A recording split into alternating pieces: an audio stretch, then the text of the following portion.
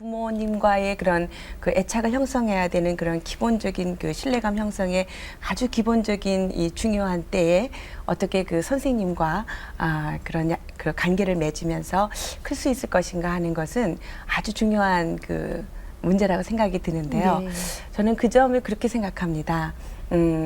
기독교인들이 네. 또 교회가 네. 그 문을 열어서 정말 그 사회에 필요한 것들을 봉사하고 또 그 부족한 부분을 채워주는, 그래서 젊은 맞벌이 부부들이 마음껏 그 사회생활을 할 수 있도록, 또 부모님들이 젊은 부모들이 요즘은 그 안티맘이라고 엄마에 대한 정체성이 없어서 아이들을 어떻게 키워야 될지 모르는 그런 혼란 속에, 또 역할 혼미 속에 빠지는 그런 젊은 부모님들이 많이 있으신데, 그러한 것들을 가르쳐 드리고 부모의 올바른 어떻게 부모의 역할을 해야 되는지를 가르쳐 드리고, 또 부모의 그런 올바른 그런 그 방향을 그런 교회가 문을 열어서 정말 하나님의 그런 사랑의 마음으로 아이들의 그런 표현되어지는 그런 교사의 사랑이 하나님의 사랑을 느끼게 해주는 그러한 양육 시스템이 이렇게 전 교회적으로 만들어진다면, 아니면 크리스찬 교육자들이 그런 일들을 해나간다면 훨씬 국가가 더 안정적이고 네. 풍성한 나라가 되지 않을까. 그리고 그 신뢰는 사실 실제로 BC 15세기, 16세기 경에 그 요게벳이라고 하는 한 여인을 통해서 그 일이 이루어졌거든요.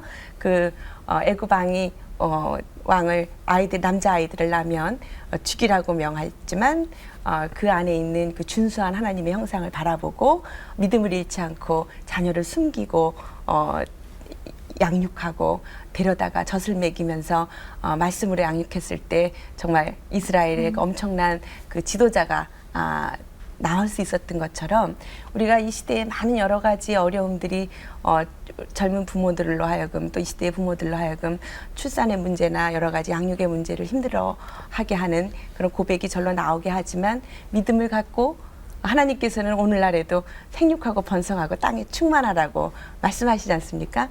그 말씀을 그대로 받아들이면서 마땅 행할 길을 아이에게 가르친다면 그 아이들이 곧 이 땅의 지도자가 될 것이고, 또 이 나라를 변화시키는 놀라운 원동력이 될 것이라고 생각이 듭니다. 네, 시청자 여러분과 저희가 다 같이 해야 할 일이네요. 네. 여러분 안녕하세요. 정혜리입니다. 영유아가 나라의 미래다 시간인데요. 여러분 보통 왜 집 많이 그리지 않습니까? 그때 뭐부터 그리세요? 보통 지붕부터 많이 그리죠, 우리는. 그런데요, 집을 짓는 목수는 그렇지 않다고 해요. 제일 먼저 바닥, 그리고 주춧돌, 기둥, 그리고 맨 나중에 지붕을 그린다고 합니다. 어찌 보면은 영유아를 우리가 잘 보육하고 가르쳐야 하는 것도 이렇게 바닥부터 주춧돌부터 잘 놓는 그런 순서가 되지 않을까 싶습니다. 오늘도 여러분들과 함께 그 얘기 좀 나눠볼까 하는데요. 나오신 분들 소개해 드릴게요. 먼저 노동부 고용평등국 양승주 국장님, 그리고 이화여대 유아교육학과 명예교수이시고 경신복지재단 이사장님이신 이윤아 교수님, 또 미랄 유치원의 원장이시고 한국 미랄 몬테소리 기독교 교육연구소의 이영숙 원장님 세 분 나와주셨습니다. 어서 오십시오. 반갑습니다. 안녕하세요. 네. 세 분을 모시고 방송을 진행하려니까 굉장히 든든한 거 있죠. 한국의 여성 지도자가 이렇게 다 모이신 듯한 느낌을 받는데, 먼저 국장님께서 지난주에 저희가 잠시 얘기를 나누긴 했었지만 그 영유아 보육의 중요성에 대해서 먼저 좀 짚어주시면 좋겠어요.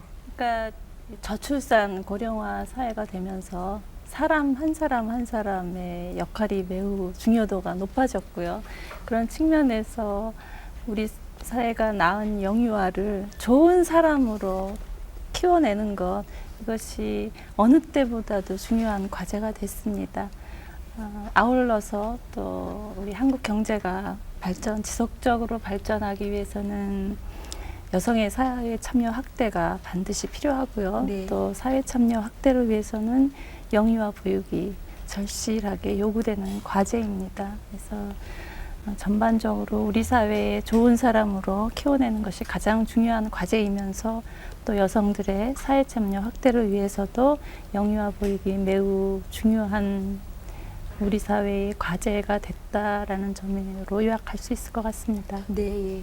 어찌 보면 똑같은 질문이긴 하지만 다른 답이 나올 수도 있을 것 같아요, 교수님. 사실 네. 이게 가정 기능이 이제는 저 사회화와 더불어 이제 자꾸 약해지면서 자녀 양육이라고 하는 것이 초기부터 이제 옛날에는 자녀가 학교 교육 받는다 그러면 만 6세부터지 않습니까? 그러나 지금은 부모님들이 그 관심이 초기부터 교육을 해야겠다는 의식이 지금은 개발이 돼 있는데 네. 그거를 각 가정에서 감당하기 어려운 그런 이제 시점에 와 있으니까 이런 영유아 보육이나 교육을 어떤 사회 정책에서 좀 같이 그 어려움을 나눠줬으면 하는 것이 이제 정책에 대한 요구라고 생각을 합니다. 그런데 우리가 이 보육이라는 이런 거를 지금 우리가 여성 문제나 또 복지 문제로 놓고 영유아기의 아이들에게 필요한 성장과 교육으로서 우리가 이루어져야 할 것과 별개의 것이 아니거든요. 네. 또 우리가 그 역사를 따져보면은 사실 지금 말하고 있는 어린이집의 근원은 우리가 산업화 시작되면서 노동자 맞벌이 부부들의 자녀들을 타가소라고 하는 이름으로 네. 시작된 것이 오늘날 어린이집의 근원이 있고요. 사실 우리나라의 유치원은 우리가 70년대까지만 해도 보육이라는 말을 많이 썼습니다. 네. 그래서 유치원 교사라는 말이 나오기 전에 사실은 보모라는 말을 오랫동안 썼고요. 네네. 그렇기 때문에 지금 우리가 그 유치원은 교육이고 어린이집은 보육이다. 이렇게 이원화적인 관점을 갖는 이것은 잘못된 근원이라고 생각을 합니다. 왜냐하면은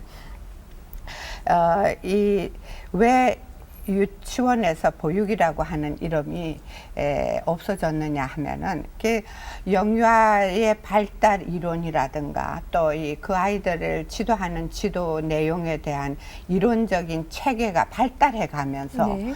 그것이 단순 보육 수단보다도 어느 정도 교육의 맥락에서 다루어져야 된다고 하는 그러한 이론적인 뒷받침뿐만이 아니라 또 우리나라 사회의 통념이 네. 가정의 그 보육의 연장선상에서 유아교육을 볼 때에 그 전문성에 대한 인식을 하지 않고 더구나 이제 보모라고 하는 그 호칭 자체가 어머니의 일을 그저 보완해 도와주는 준다 사람. 이런 인상으로 그 사회적인 그 교사의 대우도 올라가지 않고 이제 그런 여러 가지 우리가 과정을 겪으면서 이거는 교육 맥락에서 다루어야 되겠고 교육 제도에 정착을 시키자 하는 그런 운동의 일환으로 이제 우리가 교육이라는 말로 바꿔오고 교사라는 말을 바꿔오기까지 그 역사가 길지를 않습니다. 네, 그렇기 예. 때문에 유치원에서 보육이라는 말과 보모라는 말을 초기부터 써왔던 거고요.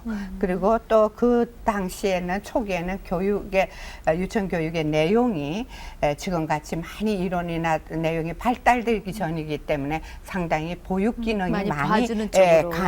네. 거기에 점령을 하고 있었기 네. 때문에 그런 의미에서 저는 우리가 일반적으로 생각할 때 이 보육 정책과 교육 정책을 자꾸 이원화시키는 이러한 것이 이제 오늘날 우리 일반인들에게 이해시키기가 매우 어렵다고 생각을 합니다. 왜냐하면 과거에는 우리가 노동 맞벌이 부부들의 자녀들이나 또는 저소득층 자녀들에게 혜택을 주는 어떤 선별적 제도였지만은 지금은 이제 고소득자들이나 고학력 부모들도 다 일을 하게 되지 않습니까? 그렇죠. 그래서 이게 이제 보편적인 정책이 돼버린다고요. 이게 보편 정책이 되다 보니까 부모들의 요구는 단순한 보육과 타가의 개념보다도 더 차원 높은 질적인 아이들의 보호나 그렇죠. 교육을 요구하게 예, 예. 되는 거예요. 네. 그렇다면은 이 내용을 들여다보면은 우리가 보육 기능이든 교육 기능이든 아이들을 가운데 놓고 이루어지는 일은 그 아이들의 바람직한 발달과 성장을 조장하는 교육의 일환으로 전체를 지금 보고 통으로 봐야 있거든요. 된다. 예, 예, 그러니까 그러한 점에서 지금 우리가 여성분 노동부에서만 노력을 하시는 것 중에서 질 높은 보육교사, 질 높은 교사 또는 질 높은 어린이집 만들겠다 하는 이야기를 자꾸 하는 그 내용은 질 높다고 하는 것은 그러한 것을 다 보완하자고 하는 의미이기 때문에 이러한 것이 제가 보기에는 앞으로 우리가 보육 정책에 있어서 기본적 개념을 우리가 자꾸 이원화해서 탈피해서 무엇이 정말 아이들을 위한 영유아를 위한 올바른 정책인가 하는 것을 지난 시간에도 제가 말씀드렸지만은 다시 한번 이거를 제가 말씀을 드리고 싶습니다. 예. 사실 뭐 아이를 본다는 게 더군다나 그 아이들이 어떤 특별하게 선정된 기준이 없고 그들 스스로가 판단력이 부족하지 않습니까? 네, 네. 그런 경우에 아이들을 두고 보육을 빼놓고 교육만 한다. 이건 자체가 있을 수가 없는 그럼요. 거겠죠. 정확하게 아이들을 올바르게 양성을 그럼요. 하면서 네, 네. 그리고 필요한 지식이나 지혜를 심어줄 수 있는 교육이 같이 들어가야 되는 건 너무나 당연하다. 그런 말씀 해주셨는데 어떻습니까? 이영숙 원장님, 그 보육교사를 양성하는 일을 하고 계시는데 영유아 보육의 문제, 교보육의 문제라고 한다면 어떤 게 있다고 보세요? 굉장히 중요한 일이죠. 특히 그 영아들이 유아들까지는 그래도 많이 인식들이 이렇게 표현되어지는 아이들의 모습들이 있기 때문에 유아 교육이 중요하다라고 하는 인식들은 전 사회적으로 많이 인식이 됐지만 아직 자기 표현을 하지 못하는 영아들이 어떻게 교육적으로 중요한지 이런 점들은 참 많은 부분에 있어서 많은 교사나 어른들이 그냥 그대로 묵과하고 지나갈 수 있는 그런 시절이거든요. 사실 그 시기는 무의식적 흡수 시기로 아이들이 정말 많은 그런 언어와 문화와 굉장히 많은 퍼센티지가 중요한 그냥 것들을 흡수되는 그래서 시기라고. 어떤 사람들은 네. 그 시기에 아이들이 흡수하는 양을 만약에 어른이 돼서 흡수한다면 한 60년 걸쳐야지만 흡수되는 그럴 만한 엄청난 양을 이 시기에 흡수하는데 그냥 어른들이 그 시기에는 그냥 수유나 하고 또 잘 먹여주고 재워주면 되는 것으로 생각을 하고 있기 때문에 적절한 교육이 놓쳐버려서 오는 그런 여러 가지 후천적인 언어장애라든지 여러 가지 또 그 시기에 꼭 필요한 그런 그 부모와 자녀 간의 그런 애착이 형성되지 않기 때문에 오는 정서적인 문제라든지 네. 이러한 것들이 그 이후의 교육에 지대한 영향을 끼치게 되는 그러한 문제점들이 있지요. 네. 그런데요, 좀 반대로 본다라면 너무 지나친 그 교육열 때문에 그러면 보면은 왜 아이들을 사실 아무것도 모를 말도 못하는 아이들한테 카드 교육을 시켜야 한다 뭐 이러면서 끊임없이 기억시키고 반복시키고 그러고 있는 부모가 많은 것도 지금 현실이거든요. 근데 그런 분들 중에는 그렇게 가르치려고 하는 부모도 있지만 또 그 네. 일에 나서서 앞장서 하고 계시는 교사들도 분명히 계실 거란 말이에요. 이거는 어떻게 하면 좋습니까? 근데 그 교육이라는 개념이요. 우리나라에서 전통적으로 무엇을 가리킨다라고 자꾸 생각을 해서 교육인데 이 아이들 발달하는 현상에는 크는 아이가 학습하면 스스로 발달하게 하거든요. 예. 그러니까 스스로 성장하고 발달하게 적절한 환경과 또 이 성인과의 아이와의 그 교류라든가 이런 것을 주면서 스스로 학습하게 해야 되는데 우리는 주입하는 거래요. 예, 주입을 예, 해서 예. 그 금방 그 아이한테 답을 받아내려고 하는 이제 그런 것이 마치 교육으로 비춰지는데 유아교육의 성격은 그건 아닙니다. 네. 예, 유아교육은 형태로 바깥으로 보기에는 생활 중심이기 때문에 그 아이들이 매일 반복되는 활동 속에 그야말로 다른 경험을 시키고 다른 자극을 아이들에게 주면서 생활 속에서 이루어지는 그러한 이 보육 기능과 이 교육 기능이 통합된 그런 것인데 마치 교육이라고 하면은 아이들에게 앉혀서 뭘 가리키는 기 때문에 그게 부작용을 일어난다. 그런 유아 교육은 보육에서 못 미치는 어떤 정서적 결함을 준다. 이런 말들을 우리가 하는데 여기에 이건 저는 수정이 돼야 된다고 생각합니다. 왜냐하면은 교육이 교육답지 않게 했기 때문에 그런 부작용이 그렇죠. 오는 거예요. 예, 예. 우리가 지금 초중고등학교 교육도 제대로 교육이 안 됐기 때문에 여러 가지 문제가 생기는 거 마찬가지 결과예요. 그렇기 때문에 유아교육이 정말 정상적인 기능을 하는 데 있어서 그런 결과가 나오지는 않습니다. 그러니까 마치 유아 교육 그러면 어떤 기능 교육을 하는 것이 유아교육으로 이렇게 생각을 하고 있기 때문에 교육과 보육을 자꾸 분리하는 그런 개념을 갖는다는 것이 우리는 굉장히 조심해야 할 일이라고 생각을 합니다. 네, 그러니까 정말 중요한 이런 영유아 교육 말씀해 주신 것으로 학습을 통해서 생활 속에서 배워진 이런 것들 이제 보육이라고 표현을 할 수가 있다 그러셨는데 이제 이렇게 하기 위해서 뭐 거기에 맞는 정확하게 제대로 배울 수 있고 그럴 수 있는 시설도 물론 제대로 갖춰줘야 될 것이고 또 경제적인 지원도 물론 따라야 되겠죠. 거기에 따른 것들이. 근데 정말 좋은 건 겉에 보이는 그런 게 아니라 질적으로 아이들이 안에서부터 같이 우러나서 잘할 수 있는 그런 보육이 돼야 될 것 같아요, 교수님. 네. 그래서 지금 사실은 지금 우리 보육 정책의 제일 문제는요. 정부가 예산을 굉장히 많이 투입을 해야 하는 겁니다. 왜냐하면은 더구나 이 영아를 보육 내지 교육을 기능을 한다면은 교사 훈련에서부터 시작을 해서 질 높은 교사를 둔다고 하는 것이 굉장히 중요한데 아동과 교사가 이렇게 인간적인 만남을 가지고 교류를 할 수 있는 상호작용을 할 수 있는 최적의 수를 유지를 하는 것이 질이 높아지는 거거든요. 그렇기 때문에 그거는 엄청난 투자가 필요하는 거예요. 가정적으로 1대1. 그리고 교사 훈련이 예. 굉장히 계속해서 교사의 현직 교육을 해야 되고 이렇게 해서 사람을 통해서 교사들을 통해서 인간 접촉을 통해서 그 아이들을 성장시키는 것이 중요하고 거기에 아이들의 요구에 맞는 상당히 많은 시설이 필요합니다. 그러니까 유아교육기관이나 보육기관의 시설은요 1년에 한 번 쓰고 고정적으로 있는 것이 아닙니다. 모든 시설이 소모품이에요. 네, 그 아이들이 매번 망가뜨리고 새롭게 그렇죠. 보완하고 해야 되기 때문에 그래서 상당히 그 시설에 대한 경비도 많이 나가고요. 그래서 좋은 시설과 제일 중요한 것이 그런 준비되고 자격 있는 좋은 선생님 그리고 아동과 교사와의 좋은 만남이 이루어질 수 있는 적절한 수의 비율 이런 것들이 갖추어질 때 우리가 상당히 좋은 교육을 할 수가 있는 거고 물론 거기에 이제 기본적으로 선생님이 어린아이들에 대한 기본적인 사랑과 철학 이런 것이 이제 갖춰지는 것이 중요하다고 생각이 됩니다. 네. 네. 이 원장님 어떠세요? 이 교수님께서는 보육의 내용이 어찌보면 바로 그 자체가 교육이다 그러셨는데. 저는 그 보육을 그렇게 생각합니다. 그 0세부터 3세 아이들에게 가장 중요한 영향을 끼치는 사람들이 사실은 그 시절에 부모님의 역할이 굉장히 중요한데요. 지금 현 시대가 이제 맞벌이 부모님들이 늘어나면서 직장을 갖고 있는 어머님들의 그 양육의 문제가 굉장히 심각한 사회적인 문제가 되는 현 시점이거든요.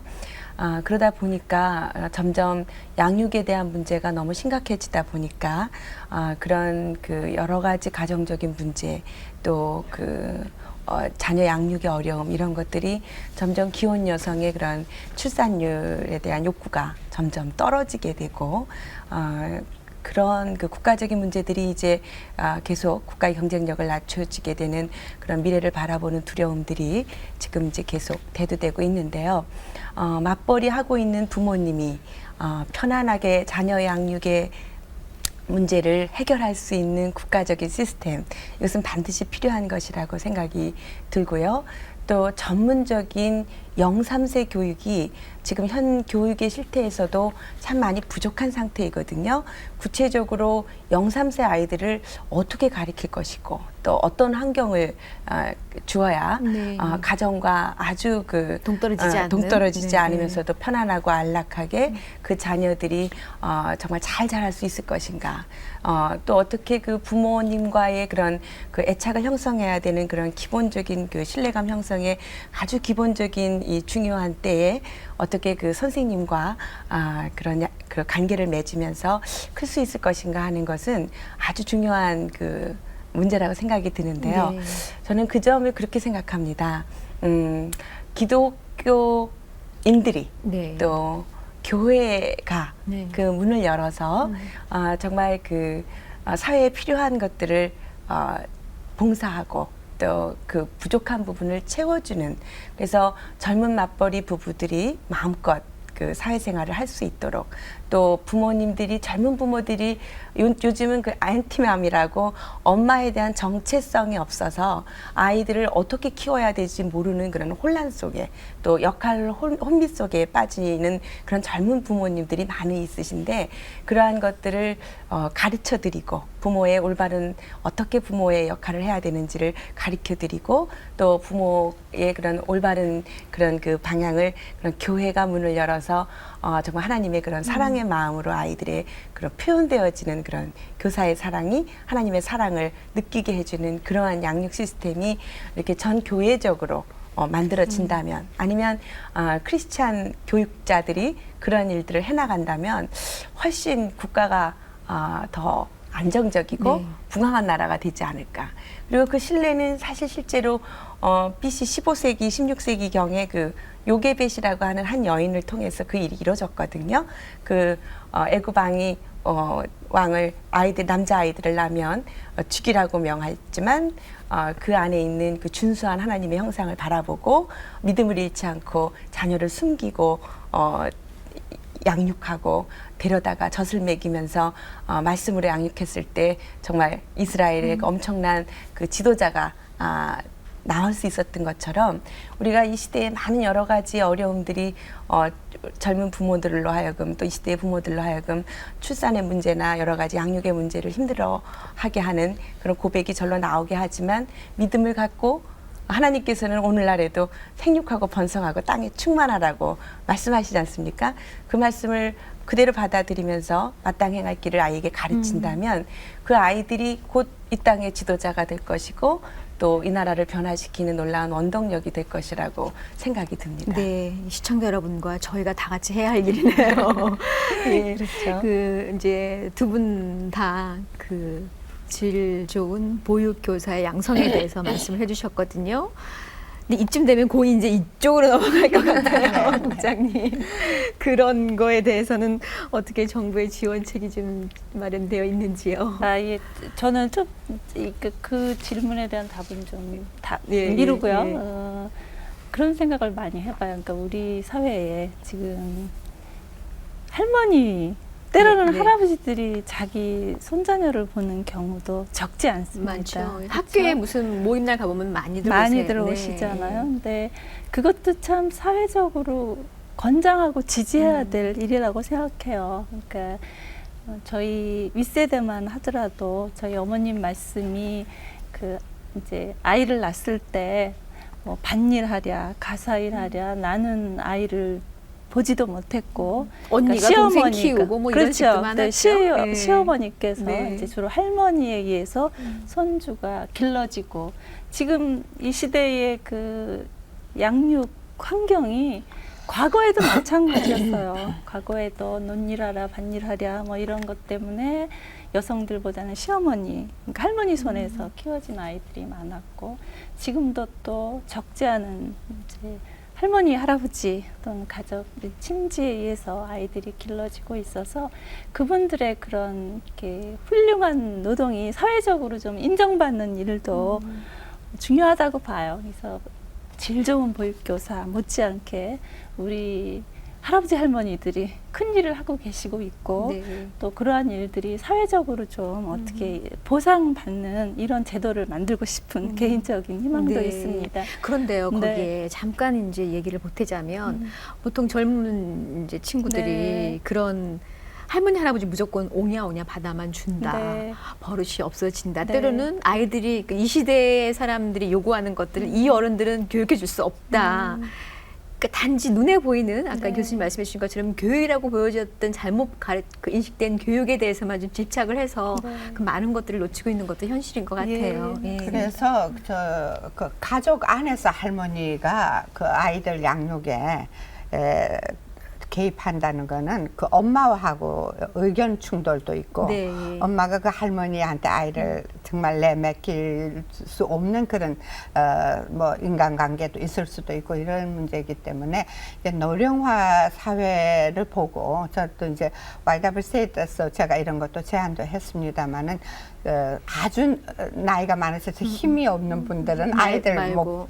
못 예. 돌봅니다. 그러니까 소위 젊은 어르신, 네. 젊은 어르신이라고 소위 주니어 시니어라고 할 수 있는 그 젊은 어르신들을 중심으로 해서 일종의 그것도 하나의 능력도 길러드리는 거면서 우리 어린이집의 그 영아 특별히 0세부터 3세 어린아이들의 돌보는 일들에는 정말 그 아이들에게 그렇죠. 이렇게 예, 시키고 예. 닦이고 해야 하는 일들이 많고요. 그러니까 젊은 보육교사들은 교육 내용을 주로 다뤄서 짠다 하면은 그분들이 좀 들어가서 그렇다고 보육교사들의 자리를 다 뺏는 그런 위치로 들어가면 예, 안 되고 네. 완전히 지금 인력이 모자르거든요. 아이들을 4명, 5명을 한 선생님이 돌보려면 얼마나 힘드니까.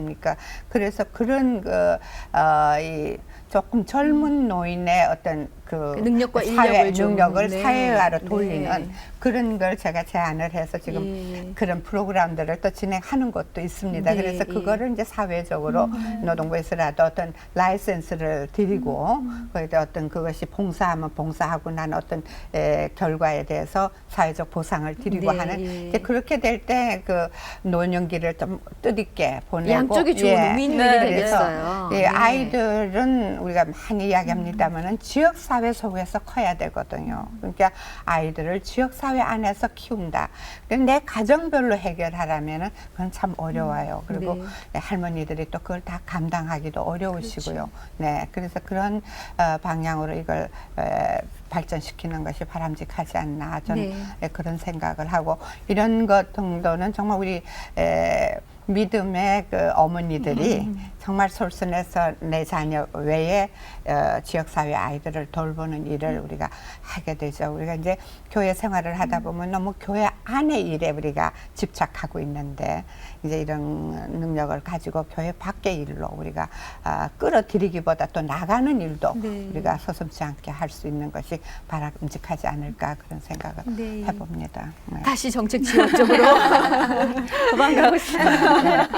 그 보육 정책의 네. 방향이요. 네. 이제 큰 틀에서 지금 변화하고 있어요. 그러니까 가장 큰 변화는 이제 그 아이를 맡기는 부모가 자기 집 근처에 그 시설이 국공립 보육시설이든 뭐 민간 보육시설이든 가정보육시설이든 본인이 선택해서 그 집 가까이에 가장 부모가 원하는 시설을 이용할 수 있고 그 이용하는 부모들의 선택의 기회를 늘려주기 위해서 부모에게 이제 보육비를 지원하는 방식으로 큰 틀에서 변화를 하고 있습니다. 네. 그 전까지는 이제 보육 시설을 짓는 거, 그다음에 그런 시설에 대한 지원 이런 거 중심에서 이제 시설보다는 부모들의 선택 기회를 주는 방향으로 변화해서 이 보육시설이 국공립시설이든 민간보육시설이든 그 지역 주민을 위해서 어떻게 하면 보육 서비스를 개선할 것인가. 그래서 보육 서비스의 질을 높이도록 그래서 우리 시설을 이용하는 고객을 늘리도록 이런 방향으로 변화되고 있습니다. 그래서 이제 소득 계층에 따라서 네. 부모의 소득 계층에 따라서 그 자녀 보육비를 지원하고요. 그다음에 이제 아울러서 기본적인 또 인프라는 정부가 만들어야 되는 거니까 국공립 보육 시설도 늘려나가고요. 그다음에 이제 교사들의 아까 보육교사의 문제가 중요하다고 지적을 하셨고 또 여성부에서도 특히 이제 국공립 보육교사하고 이 민간 보육시설 교사 인건비가 이를테면 차이가 많이 나죠. 예. 그래서 이제 한 예를 들면 뭐 국공립 보육시설 교사가 한 140만 원이다라고 하면 민간 보육시설은 90만 원 정도래요. 그래서 이제 이것을 좀 이렇게 현실화, 민간 보육시설 보육교사의 인건비를 좀 현실화하는 계획을 여성부에서 세워서 그런 처우 개선 쪽으로 정책 방향을 잡고 그것대로 시행을 할 계획인 걸로 알고 있습니다. 네. 그래서 그런 면에서 보육교사의 질 향상을 위해서 정부도 정책을 추진하고 있습니다. 네. 가장 좋은 교육은 결국은 하나님의 마음을 가지고 아이들을 잘 양육하는 거, 그 마음을 심어주는 거가 될 텐데, 그렇다면 기독교 그 보육 교사를 양성하고 계시는 우리 원장님께서는 어떻게 지금 진행이 되고 있습니까? 네. 지금 굉장히 좋으신 말씀들을 해주신 거죠. 지금 젊은 교사들만 저희가 지금 대상으로 하는 것이 아니고 교회 안에 믿음을 갖고 계신 어른들을 사회에서 이런 교육을 받고 정말 적절한 교육을 그분들을 통해서 하게 된다면 아주 성숙한 교육을 실천할 수 있는 좋은 기회라고 생각이 듭니다. 예. 그래서 저희가 지금 하고 있는 것은 현직 보육교사들을 대상으로 하기도 하고요. 또 자원봉사 팀들을 대상으로 해서 교회에 계시는 그런 권사님들 그리고 여전도의 그런 많은 어머니들이 네. 함께 이 사회적으로 필요한 이 보육교사의 이 수를 그리고 이 문제를 믿음의 어머님들이 좀 해결하자 하는 그런 차원으로 지금 접근하고 있는데요. 네. 우선은 전문적인 보육교사나 또 유치원 교사들, 유아교육을 전공하신 분들에게 기독교적인 마인드로 기독교적인 정신으로 이 교육과 보육을 함께 볼 수 있도록 기독교 영성 교육을 같이 집어넣어서 영유아들의 그런 영성 발달들이 이론들을 먼저 배우고요. 그리고 심리 발달 이론들, 그리고 이 아이들의 그런 환경이 어떻게 구성되어져야 되는지 그런 영유아들을 위한 환경론, 그리고 안전과 위생, 이런 적절한 여러 가지 것들을 같이 이론적인 것으로 철학으로 집어넣어서 네. 이론 교육을 하고 또 구체적인 실기 교육으로 들어가서요. 네. 영유아들을 위한 이런 일상생활 활동들, 또 사회생활 활동들, 또 아주 중요한 게 그 시기에 언어 발달이 참 중요한데요. 그런 영유아들을 위한 언어 활동들을 위해서 구체적인 교육 내용들을 접할 수 있게 하고, 그리고 또 인지, 지각 놀이, 또 그 아이들을 위한 찬양과 율동, 네. 또 그 시기에는 말로 가리키는 것보다 더 중요한 것이 이렇게 관계를 통해서 저절로 그 아이들이 사랑을 배우고 체험하는 시기이기 때문에 정말 교사들을 통해서 하나님의 사랑을 체험할 수 있는 그러한 환경적인 분위기, 또 관계를 형성하게 하는 것들, 이런 것들을 다양한 그런 교과목으로 넣어서 제가 한 6개월 과정으로 지금 교사들을 CTS와 저희 연구소와 함께 6개월 과정의 기독교 교사 양성 과정을 계획하고 있습니다. 네. 사실 지금 교사 질이 굉장히 문제가 됩니다. 그래서 지금 모든 우리가 교직을 우리가 본다면은 어린아이들을 가르친다고 해서 훈련을 적게 받아도 된다 하는 생각은 하면 안 되거든요. 우리가 똑같이 의사가 될 때 소아과 의사든 성인 내과 의사든 그 의사라고 하는 테두리에서 같은 훈련을 받는 것 마찬가지로 네. 우리가 유아교육에 상당히 지금은 현대사회에서는 많이 이론이 발전되어 와 있고요. 그 질이 굉장히 높게 될 수밖에 없도록 지금 이론이 정립이 돼 있어요. 그렇기 때문에 보통 지금 4년 또는 우리나라 교육제도에서 2년 해야 자격증을 받는 이제 그런 제도 속에서 나오고, 지금 말씀하시는 거는 그 외에 네. 보조교사들을 지금 네. 교육하시는 걸 이야기를 하는데, 네. 보육교사가 이런 6년 과정에서 보육교사가 나온다 이렇게 이해를 하실까봐 제가 이제 네. 6개월 보완을 하는데, 짧은 기간에 되는 건 정말 아니까. 자격교사인데 2년제 아니면 4년제, 더구나 이번엔 현장에 나가서 지도하다 보면은 저희 졸업생들, 제 제자들 경우에는 그것도 아이들을 이해하는데 부족해서 대학원까지 오셔서 또 공부를 하고 그래요. 그리고 상당히 이것도 이제 각 분야별로도 연령별로도 그 프로그램이 다 다양하게 지금 개발이 되고 있고, 이것이 바로 유아교육 전문가들이 연령별에 필요한 모든 유아교육 프로그램을 지금 개발해서 많이 지금 나오고 있습니다. 네. 우리가 소아과 의사의 경우에도 자꾸 이게 이론이 발달하다 보면은 저희 세분된 전문화가 생기듯이 네. 앞으로 우리가 이제 유아기도 영유아의 전문화가 또 분화가 될 정도로 교사들이 심도 있는 그런 훈련을 받아서 정말 나는 영화에 내가 더 재능을 가졌고 네. 내가 더 능력을 발휘할 수 있다 하는 사람들은 또 영화 프로그램에 들어가서 일을 할 수 있을 거고 네. 그렇다면 이제 유아를 위해서 일할 수 있는 사람도 있을 거고 이것이 이제 다양하게 이루어지는데 이제 지금 여성부에서 이 어린이집에 질적 발전을 위하는 것이 아까도 말씀드렸지만은 부모님들의 요구가 그게 보육 기능 플러스 아이들에게 좋은 교육의 내용을 요구를 하기 때문에 그것이 결국은 질을 올려야 된다 하는 그런 결과를 가져와요. 그렇기 때문에 그 질을 올리기 위해서 지금 그 아이들을 전부 그 기관들을 앞으로는 인증제라고 하는 제도를 도입을 합니다.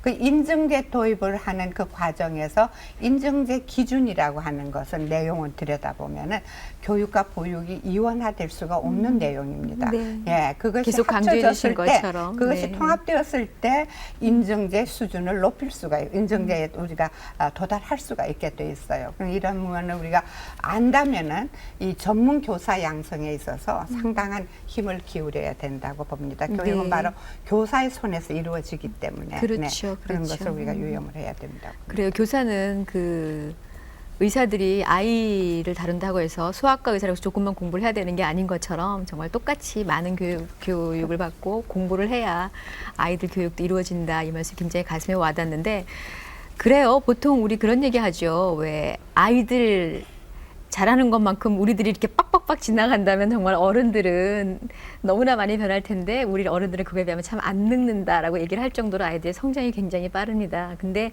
그 성장이 특별히 영유아기 때는 이루 말할 수가 없죠. 근데 그때 그 하나하나 어떤 때는 그렇잖아요. 한 달 사이에 애들이 엄청나게 막 발전을 하고 발달되는 걸 지켜볼 수가 있는데 그런 거에 맞추다 보면은 정부에서도 참 이거 그때 맞춰서 뭔가를 계속 해줘야 되는 게 아닌가 이런 것들로 새로운 고민거리도 좀 많이 생기지 않을까 그런 생각이 드는데요. 국장님 어떠세요? 이 자리에는 국장으로 출연을 했지만 개인적으로는 네. 자꾸 너무 영유아 보육에 대해서 교육의 질을 강조하는 건 기본이라고 생각하는데요. 무엇보다도 아이를 건강하게 키우는 것은 사랑이 아닐까 싶어요. 예. 이렇게 자녀들을 사랑하고 이웃을 사랑하고 뭐 이런 사랑의 힘이 있으면 결국 아이 삐뚤어지는 아이도요. 결국에는 기다려주고 내가 이렇게 할 때 나를 키워주신 할머니 그 사랑을 참 어기지 못해서 다시 돌아오는 그 사랑이 참 큰 힘이 되거든요. 그래서 이 교육의 질도 중요하지만 뭐 가장 중요한 거는 우리 사랑의 힘인 것 같고 그런 면에서 제대로 인간에 대한 애정, 사회에 대한 애정을 어떻게 우리 사회가 전체적으로 함께 할 수 있느냐 이런 고민으로 좀 더 얘기가 되었으면 좋겠습니다. 네. 네. 저도 개인적으로 그런 생각은 있어요.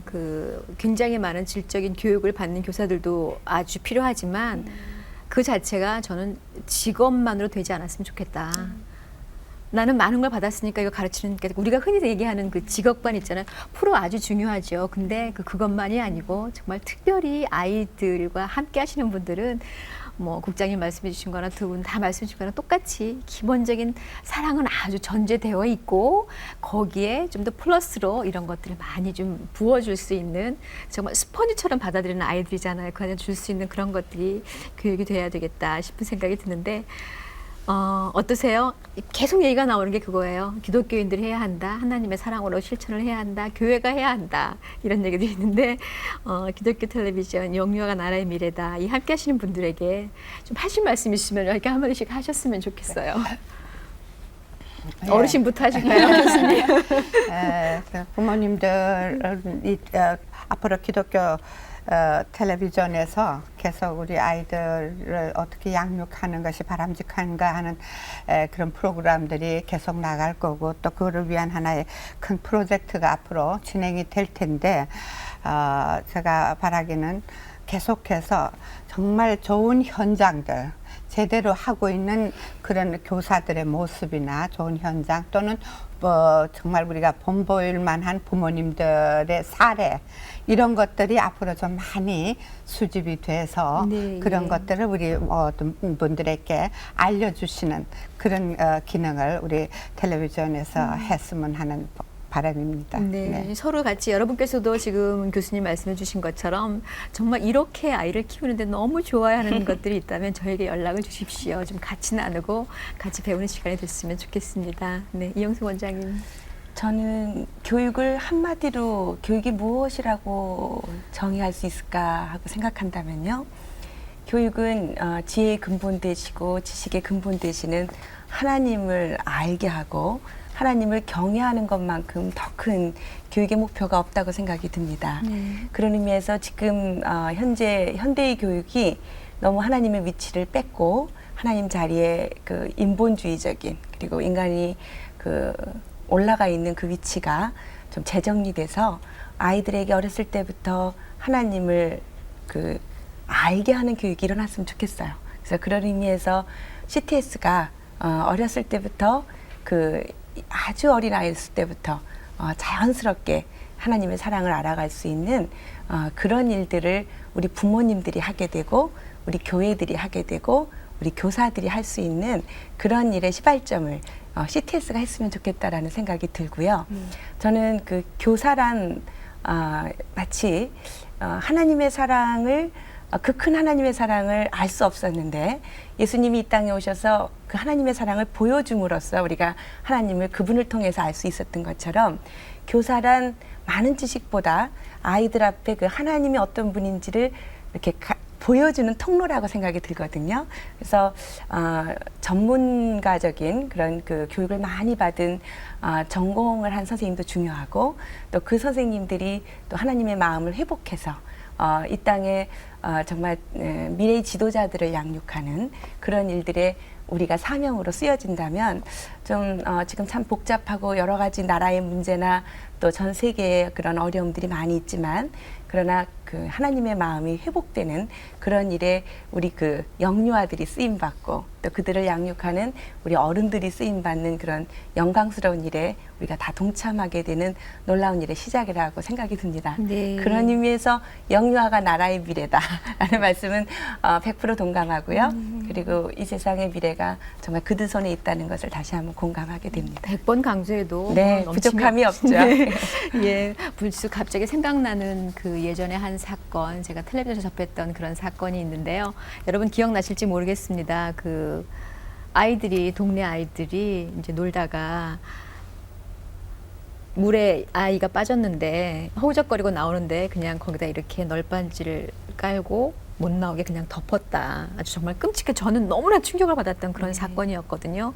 근데 도대체 그 아이들이 어떻게 그 일을 할 수 있었을까? 어떻게 그 일을 할 수 있었을까 했을 때 걔네들은 아무 의식이 없었어요. 텔레비에서 그냥 그러는 걸 봤어요라고 생각했던. 그래서 저는 제가 이 텔레비전 매체를 통해서 여러분께 얼굴을 보이고 있는 사람, 물론 저는 그 현장에 있지 않았지만 너무나 많이 창피하고 부끄러웠고 정말 죄스러웠던 그런 기억이 있는데 그런 것처럼 예, 특별히 이제 매스컴 그런 의미에서 보면 이 프로가 정말 좀 귀하고 중요하다고 생각을 하는데 제대로 보여주고 다른 무엇보다도 이 생명이 얼마나 귀한 것인가를 가르쳐주고 보여주는 것부터 하나하나 실천을 해 나가야 되지 않을까 싶은 생각이 드는데 그 사실 정부 쪽에서 뭐 생명을 어떻게 하자 이런 거는 쉽지는 않을 거예요, 국장님, 그죠? 그런 것들은 참 쉽지는 않지만 그럼에도 불구하고 이런 정부의 여러 가지 지원 정책이나 이런 것들이 좀 생명을 중심으로 놓고 시작이 되면 얼마나 좋을까 하는 그런 바람이 있거든요. 저도 그런 바람으로 일하고 있습니다. 이제 그 아프리카 속담에 네. 한 아이를 키우는데 마을이 필요하다. 그러니까 그래요. 부락 전체가 이제 한 아이를 키운다 마을이 이런 면에서 이제 지역사회 전체가 내 아이 남의 아이 가리지 않고 해야 될 것 같고 뭐 그런 차원에서 정부는 영유아 보육이 국가의 사활이 걸린 문제인 만큼 어느 때보다도 중요한 과제로 인색하고 투자를 하고 있습니다. 근데 평소에 좀 교회에 불만이 많았습니다. 네. 왜 아, 교회가 지역사회 이런 어려운 네. 문제에 대해서 네. 함께 해주지 않나라는 안타까움이 있었는데 이 기독교 텔레비전하고 교회가 이 문제를 함께 해주셔서 너무 감사하게 생각하고 있고요. 정부가 도울 일을 열심히 돕도록 하겠습니다. 네, 그 지금 현재 지원되고 있는 그 여러 가지 이제 부모들에게 여러 경제적인 지원, 직접적인 지원 이런 것들이 지금 이제 시행되기 시작했다고 그러셨잖아요. 그런 경우면 좀 더 구체적으로 혹시 잘 모르시는 분들을 위해서 어느 경우에 소득이 어느 정도인 경우에 어떻게 지원이 되고 있고 어떤 것들이 가능한지도 좀 알려주시면 좋겠어요. 아, 죄송한데요. 예. 제가 그거를 외우지 못했습니다. 여성부 사업인데 예, 예. 이제 기초생활 수급권자가 네. 있고요. 그다음에 차상위 계층을 뭐 소득 1층, 2층, 3층으로 나눴는데 제가 기억나는 건 이제 차상위 계층의 경우가 한 14만 원, 네. 국민 기초생활 수급권자가 29만 원 정도의 그 영유아 보육비 아이를 위한 걸로 다른 생활비가 아닌 그걸로 지원이 지금 그러니까 현재. 보육시설의 이용비가 네. 50만 원이다. 근데 나는 국민기초생활수급권자다. 그래서 내 아이를 그 보육시설에 맡기면 29만 원을 지원받기 때문에 본인은 21만 원 부담하는 뭐 이런 방식으로 지원이 이루어지고 있습니다. 네. 그리고 전혀 왜 아이들이 그런 그 시립이나 뭐 이런 시설을 이용할 경우에 네.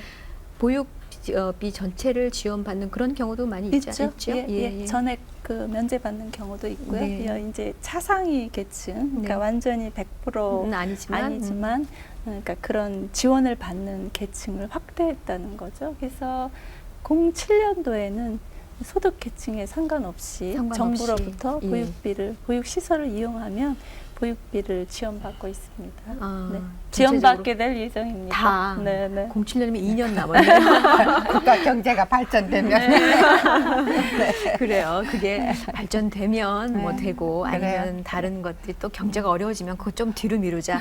그럴 수 있는 상황은 절대로 아닌 것 같아요. 영유아가 나라의 미래입니다. 바로 이 나라의 미래가 달려있는 그들이기 때문에 그들을 위한 지원은 그 아이들을 위한 지원은 다른 뭐가 어렵더라도 특별히 우리나라 많이 그렇잖아요. 아이들 교육을 위해서는 뭐 이사도 가고 뭐 다 하는데 그런 거에 대한 지원은 정말 아낌없이 가장 최고로 먼저 돼야 되지 않을까. 근데 그 아이들을 위한 지원 같은 거는요, 네. 우리가 소위 자선 사업적인 차원으로 생각하는 게 아니고, 그렇죠. 정말 이거는 그 아이들의 마땅히 받아야 할 권리예요. 사회적 그거는. 투자죠. 네. 그거는 마땅히 그 아이들은 정부로부터 지원을 받아야 하는 거. 우리가 어린 아이들은 우리가 약자라고 하는 개념을 가져야 되기 때문에 우리 교회가 정말 어린 아이들에 대해서는 소중하게 여길 뿐만 아니라 그 아이의 권리를 찾아주는 그러한 데에 앞장서야 된다고 저는 생각을 해서 앞으로 아마 우리 기독교 TV에서 어린이 권리 찾기에 대한 캠페인도 좀 벌리셔야 될 것 같습니다. 네. 어린 현장도 있지요. 네. 예, 하지만 아마 그걸 기억하시는 분들 거의 없으실 것 같아요. 그런 만큼 이건 지나간 일이다. 네. 그리고 내 집에 아이가 있을 때만 신경을 쓰고 있었던 것도 그렇습니다. 그동안 참 사실인데 그건 아닌 것 같아요. 저희가 지난 시간, 이 시간 쭉 얘기를 나누다 보니까 결국 느껴지는 건 그거는 내가 됐다고 끝나는 게 아니고 끊임없이 우리나라의 미래가 달려있는 아이들이기 때문에 내 아이건 남의 아이건 상관없이 우리가 같이 키워내야 될 우리들의 아이입니다. 이 아이들 위해서 정말 끊임없이 노력해야 되겠다 싶습니다. 아, 세 분 나와주셔서 귀한 말씀 해주셨어요. 특히 두 분도 지난주까지 두 번에 더 시간을 내주셨는데 귀한 말씀 감사드리고요. 저희도 많이 노력하겠습니다. 또 끊임없는 노력 부탁을 드릴게요. 네, 나와주셔서 고맙습니다. 감사합니다. 감사합니다. 네, 영유아가 나라의 미래다. 어떻게 보셨습니까? 그런 얘기들도 나왔었죠. 주변에 잘 키우는 아이들이 있으면 그런 사례도 좀 같이 보이고 같이 나눴으면 좋겠다. 저도 그렇습니다. 같이 나누어서 만들어 갔으면 좋겠어요. 여러분들과 함께 기쁨도 같이 나누고 또 필요한 것도 같이 채울 수 있기를 바랍니다. 함께 해주셔서 감사드리고요. 여러분의 끊임없는 관심 기도 부탁드리면서 오늘 여기서 인사드리겠습니다. 안녕히 계십시오.